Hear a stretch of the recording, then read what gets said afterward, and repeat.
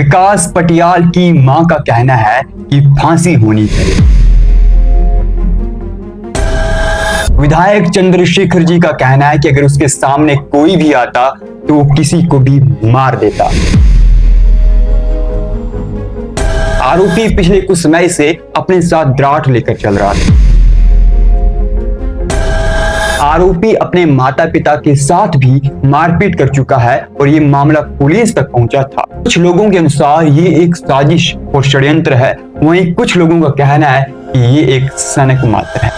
जय श्री राम दोस्तों, मेरा नाम है उमेश कुमार और सोमवार के दिन जब मंडी के सरका घाट का गोपालपुर का नेड़ गांव, जहां सुबह सवेरे काफी अच्छा माहौल था, वेदर भी अच्छा था और रोज की तरह सिया नाम की एक लड़की, यहाँ पर जो सिया गुलेरिया है वह भी वो द्वितीय वर्ष की छात्रा थी और उसके सपने बहुत बड़े थे। वह ऑफिसर बनना चाहती थी और अपने परिवार की जो है गरीबी खत्म करना चाहती थी और वह एसएफआई में इकाई उपाध्यक्ष के पद पर भी कार्य करती थी और काफी एक्टिव लड़की थी। यहाँ पर वह रोजाना की तरह सुबह 9:15 बजे के करीब अपने घर से कॉलेज के लिए निकलती है और एज यूजली जैसे वो अपनी सहेली से फोन पर बात करती थी, उस दिन भी वह अपनी सहेली से कॉल पर बात कर रही थी।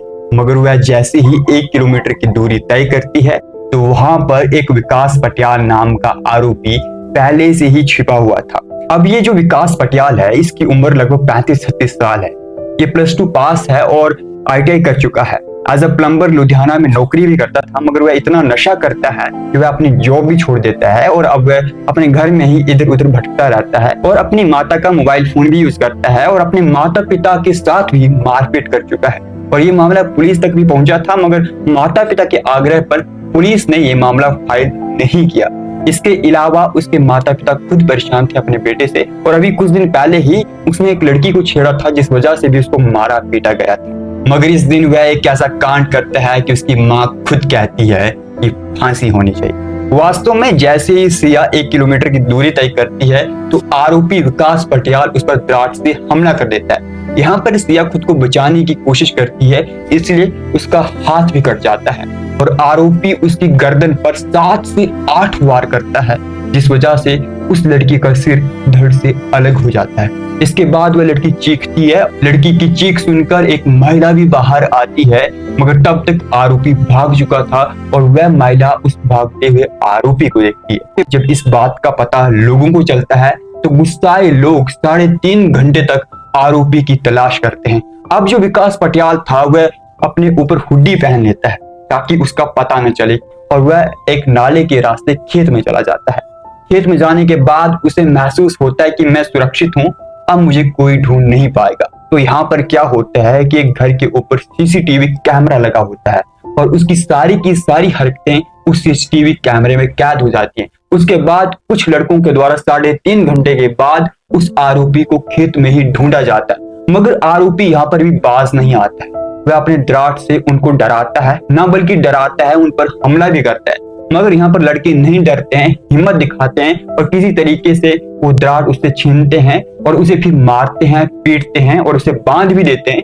जब तक पुलिस आती है तब तक उसकी खूब पिटाई होती है। उसके बाद पुलिस उसे हिरासत में लेती है और पुलिस आश्वासन देती है कि हम हर संभव प्रयास करेंगे और जरूर न्याय मिलेगा। शाम के समय हाईवे पर चक्का जाम होता है। सभी लोगों की एक ही स्वर में एक ही मांग थी कि आरोपी को फांसी होनी चाहिए, वह भी ऑन द स्पॉट, नहीं तो आप हमें उस आरोपी को सौंप दो। और इसी घटना के बाद विक्रमादित्य जी भी परिवार से मिलते हैं, जयराम ठाकुर जी भी परिवार से मिलते हैं और कंगना रनौत जी की भी स्टेटमेंट आती है कि कानून व्यवस्था चरमरा चुकी है। इसके अलावा CM सुक्खू जी भी कहते हैं कि वह हमारी 19 साल की बेटी थी और उसे हम न्याय जरूर दिलाएंगे। लेकिन यहाँ पर असल सवाल ये है कि आखिर उसका कत्ल हुआ क्यों? तो यहाँ पर 2 बातें सामने निकल कर आ रही हैं। पहली बात ये है कि ये एक षड्यंत्र और साजिश है। इसके पीछे कारण ये बताया जा रहा है कि अगर आरोपी ऐसे सनक में हमला करता तो वो केवल एक ही हमला करता। आरोपी ने 7 से 8 बार हमले किए, जिससे ये बात स्पष्ट होती है कि आरोपी की मंशा केवल हमला करना या घायल करना नहीं थी, बल्कि उसकी मंशा थी उसकी हत्या करना।